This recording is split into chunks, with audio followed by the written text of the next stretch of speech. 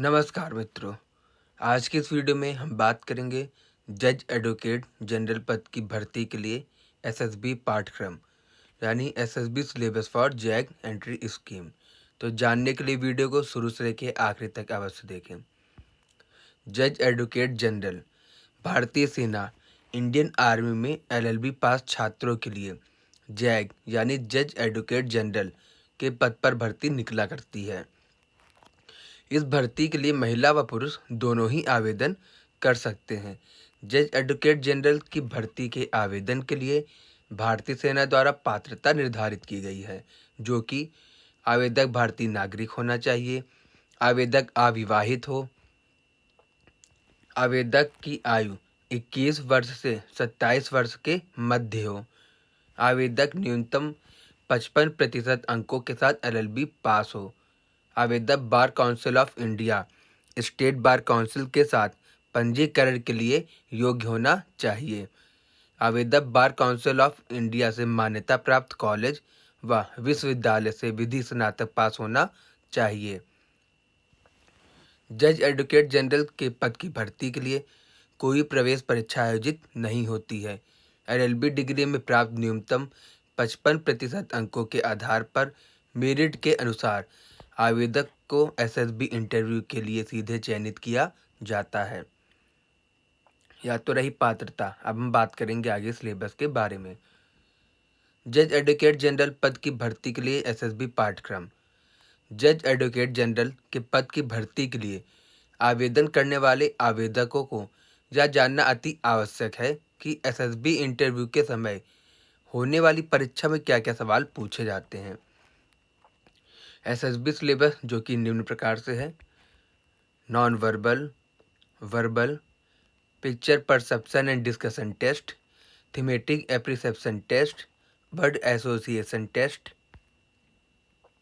Situation reaction test, self description test, group discussion, group planning exercise, progressive group task, group obstacle race, half group task, lecturette, individual obstacle, command task, final group task.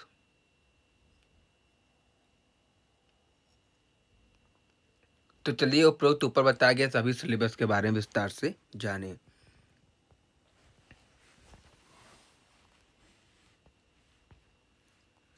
Non verbal, इसमें कई तरह से प्रश्न पूछे जाते हैं, जैसे कि एनालॉजी। एनालॉजी प्रश्न में आपको दो आकृति की जोड़ी दी जाती है। इसमें आपको उसी रिश्ते के साथ एक और जोड़ी चुनने को कहा जाता है। सीरीज, सीरीज प्रश्न में आपको दो आकृति की जोड़ी दी जाती है, जिसमें एक आकृति में आपको प्रॉब्लम दिखाई देगी और दूसरे में आपको उसी का हल। इस तरह के प्रश्न में जो पहले भाग में प्रॉब्लम दी होती है, जिसमें आकृति चला करती है, कह सकते हैं कि रोटेट हुआ करती है, उसी के अनुसार आखिरी रोटेशन में वह आकृति कैसी दिखाई देगी, आपको हल वाली आकृति में उस आकृति को चुनना है। क्लासिफिकेशन, क्लासिफिकेशन प्रश्न में आपको एक आकृति का सेट दिया होगा, इसमें 4 आकृति बनी होगी। इन 4 में उस अलग आकृति को चुनना है जो दी गई सभी 4 आकृतियों से अलग है। यह आकृति का मतलब है डायग्राम से। Complete of incomplete patterns, complete of incomplete patterns प्रश्न में दो आकृति की जोड़ी होती हैं, पहली प्रॉब्लम और दूसरी में उसी का हल। पहली प्रॉब्लम की आकृति में एक आकृति दी हुई होती है जो कि अधूरी होती है। इस अधूरी आकृति को पूर्ण करने के लिए आपको हल वाली आकृति से सही आकृति चुनना होगा ताकि प्रॉब्लम का हल हो सके। स्पॉटिंग आउट एम्बेड फिगर, इस प्रश्न में दो आकृति की जोड़ी होती है, जिसमें पहली प्रॉब्लम और दूसरी हल की होती है। प्रॉब्लम वाली आकृति को आपको हल वाली आकृति में ढूंढना होता है। Mirror and water images, mirror and water images वाले प्रश्न में एक शब्द दिया होता है, उसी शब्द को यदि शीशे या पानी में देखा जाए तो कैसा दिखेगा। उसके लिए आपको 4 विकल्प दिए जाते हैं, इन 4 विकल्प में सही शब्द चुनना होता है। क्यूब एंड डाइस, क्यूब प्रश्न में प्रश्न कुछ इस प्रकार से होता है।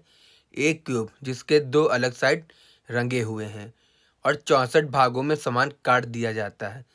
कितने छोटे क्यूब बिल्कुल रंगे नहीं होते हैं? 4 विकल्प दिए होंगे, सही आपको चुनना होता है। डाइस प्रश्न में डाइस यानी जिसे पासा कहते हैं, उसको 3 बार फेंका जाए। उस 3 बार फेंके जाने में जो अलग अलग पोजीशन आएगी वह आकृति के रूप में दिखाई देगी। यदि ऊपर वाले साइड में 6 आ रहा है तो नीचे वाली साइड में कौन सी संख्या होगी? इस तरह के प्रश्न आपसे पूछे जाएंगे। अब आता है वर्बल। वर्बल में कई प्रकार से प्रश्न पूछे जाएंगे, जैसे कि स्पेलिंग टेस्ट। स्पेलिंग टेस्ट में 4 विकल्प दिए होंगे, उनमें से गलत स्पेलिंग को चुनना है। Sentence complete. सेंटेंस कंप्लीट प्रश्न में एक अधूरा सेंटेंस दिया होगा, जिसको दिए गए 4 विकल्प शब्दों में से एक सही शब्द चुनकर सेंटेंस पूरा करना होता है। Synonyms and antonyms. Synonyms and antonyms test शब्दकोश पर आधारित होते हैं। सिनोनिम्स वाले प्रश्न में एक शब्द दिया होगा, उसी शब्द से मिलते जुलते 4 विकल्प दिए होंगे। इन 4 विकल्प में सही शब्द चुनना है। एंटोनिम्स वाले प्रश्न में एक शब्द दिया होता है, उसी शब्द का विलोम 4 विकल्पों में दिया होता है। सही विकल्प चुनना होता है। एनालॉजी। एनालॉजी प्रश्न में 2 या अधिक समूह में समानता दर्शानी होती है। यह प्रश्न कई प्रकार से पूछा जा सकता है, जैसे कि नंबर, लेटर्स, वर्ड, ऑब्जेक्ट और things. Verbal deduction. Verbal deduction प्रश्न में कोडिंग और डिकोडिंग प्रश्न आते हैं। इसमें एक शब्द दिया होता है, जैसे कि कोड। बेसिक को DDULE जैसा लिखा गया है तो लीडर को किस कोड में लिखा जाएगा? 4 विकल्प दिए रहेंगे, सही आपको चुनना है। Direction sense test. Direction sense test को परिभाषित किया जाए तो इसमें दिशा बतानी होती है। जैसे एक व्यक्ति 4 किलोमीटर ईस्ट जाकर लेफ्ट को मुड़ता है, फिर 8 किलोमीटर चलता है और राइट को मुड़ता है, और फिर 5 किलोमीटर चलता है, फिर राइट को मुड़ता है, फिर 8 किलोमीटर चलता है। इस प्रश्न में सबसे कम दूरी व अंतरंग बिंदु से उसकी दिशा बतानी होती है। क्लासिफिकेशन। क्लासिफिकेशन प्रश्न में दिए गए समूहों में से समांतर व भिन्नता बतानी होती है। इसमें प्रश्न लेटर, नंबर, वर्ड व आइटम पर आधारित होते हैं। सीरीज। सीरीज प्रश्न को परिभाषित किया जाए तो यह सीक्वेंस नंबर के पैटर्न्स, अल्फ़ाबेट्स या दोनों के मिश्रण के साथ दिए होते हैं। इन सीरीज प्रश्न में कई प्रकार के होते हैं, जैसे कि दिए गए नंबर या शब्द की सीरीज में अनुपस्थित नंबर या शब्द को ढूंढना, दिए गए नंबर सीरीज में गलत नंबर को ढूंढना, दिए गए सीरीज में कुछ शब्द के अनुपस्थित होने पर सही वैकल्पिक शब्दों को चुनना। Sitting arrangement. सिटिंग अरेंजमेंट प्रश्न को परिभाषित किया जाए तो इसमें वस्तु या व्यक्ति पर आधारित दी गई जानकारी के अनुसार सिटिंग अरेंजमेंट बताना होता है। इसमें व्यक्ति व वस्तु का arrangement linear, circular, rectangular, square आदि हो सकता है। प्रश्न जैसे कि एक घर में 5 लोग हैं, PQRST। P जो कि Q के राइट में है और T जो कि R के लेफ्ट में है और P के राइट में है, Q जो कि S के राइट में है, तो मध्य में कौन बैठा है? दिए गए विकल्प में आपको चुनना है। Blood relations.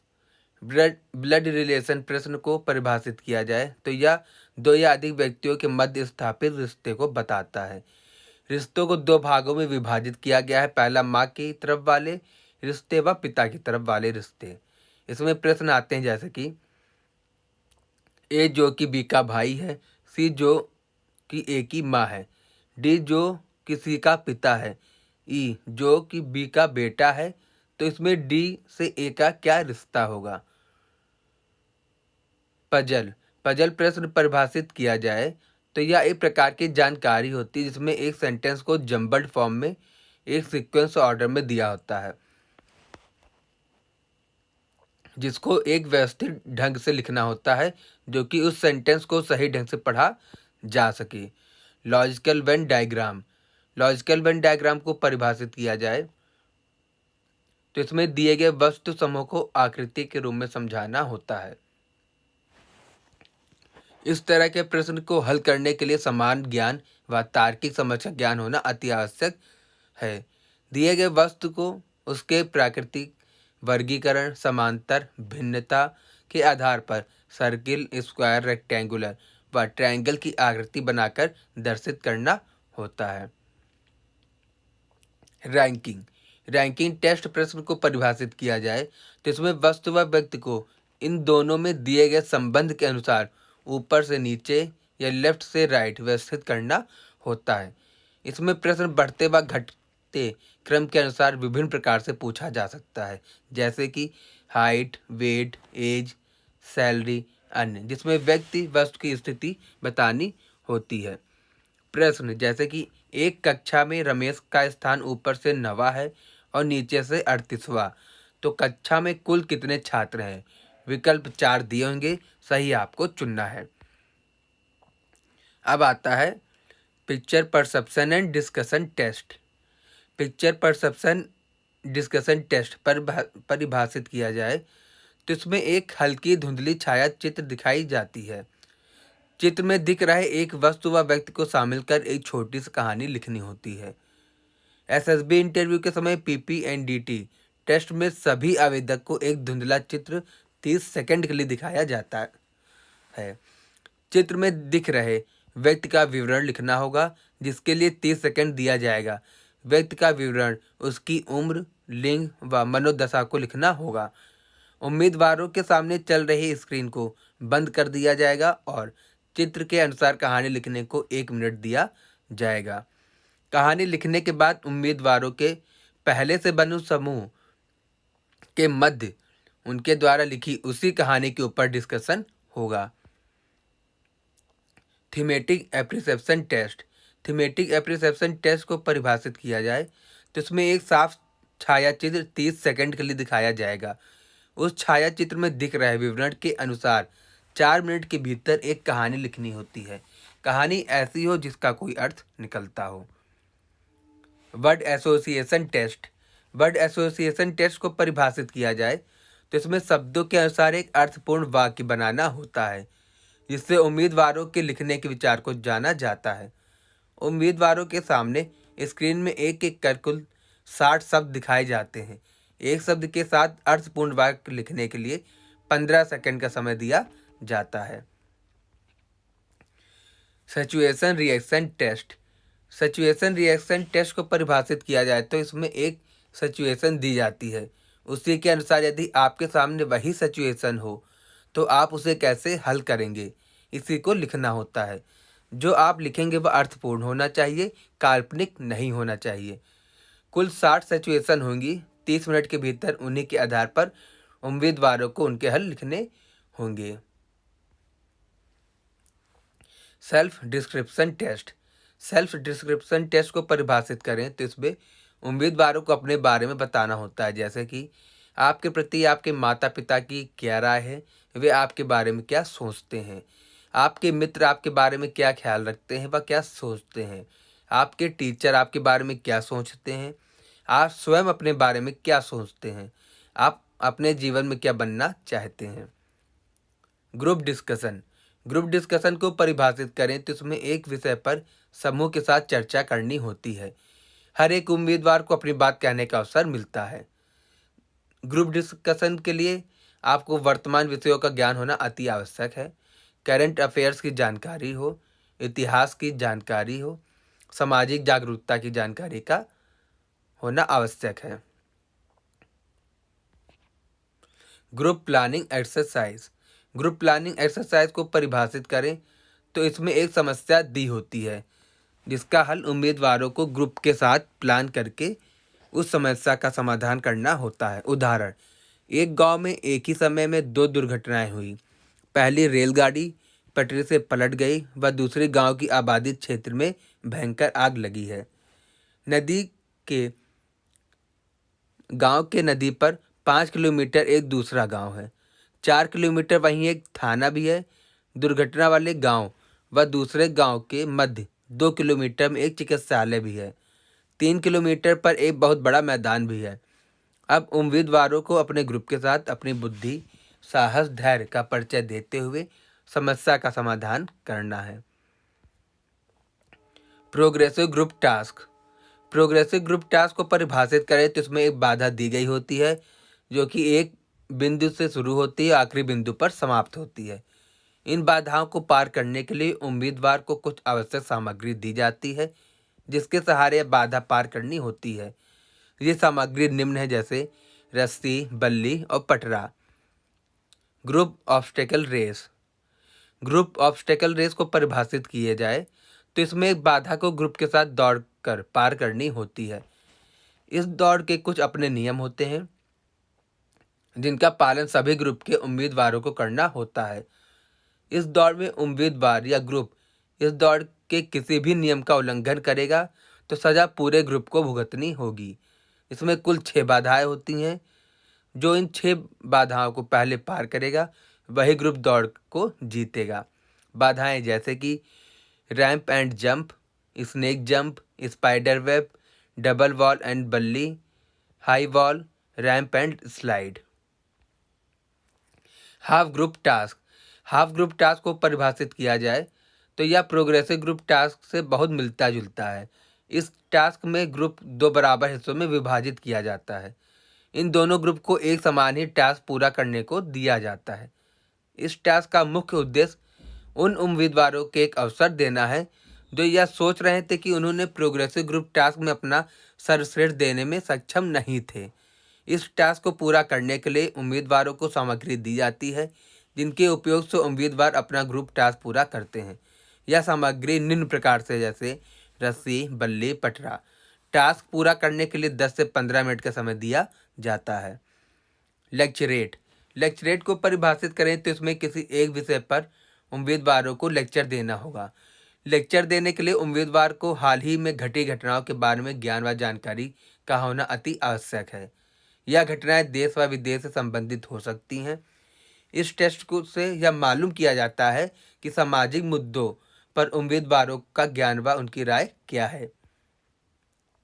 Individual obstacle. Individual obstacle को परिभाषित किया जाए तो इसमें प्रत्येक उम्मीदवार को स्वयं अकेले दी गई एक बाधा को पार करना होता है। इसमें कुल 10 बाधाएं होती हैं, जैसे कि single ramp, jump over barbed wires, walking over zigzag beam, screen jump, walking over parallel rope, Tarzan swing, double platform jump, double ditch, commando walk, tiger leap. Command task. Command task को परिभाषित किया जाए तो यह progressive group task और half group task के ही जैसा समान है। इसमें अंतर इतना है कि ग्रुप के प्रत्येक उम्मीदवार को ग्रुप लीड करने का अवसर दिया जाता है। वह उम्मीदवार जो लीडर है वह ग्रुप में से 2 या 3 उम्मीदवार को चुनता है। लीडर चुने हुए उम्मीदवार को आदेश देगा कि वह उसके कहे अनुसार बाधाओं को पार करे।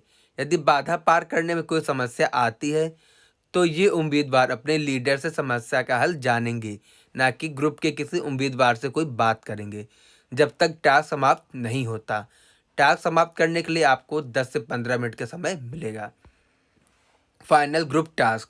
फाइनल ग्रुप टास्क परिभाषित किया जाए तो यह उम्मीदवारों को अपनी काबिलियत साबित करने का आखिरी मौका होता है।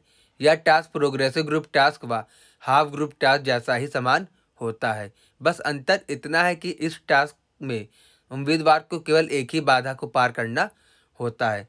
इस टास्क में क्षेत्र समानांतर रेखा से घिरा होता है जिसमें प्रारंभ रेखा व समापन रेखा कहा जाता है।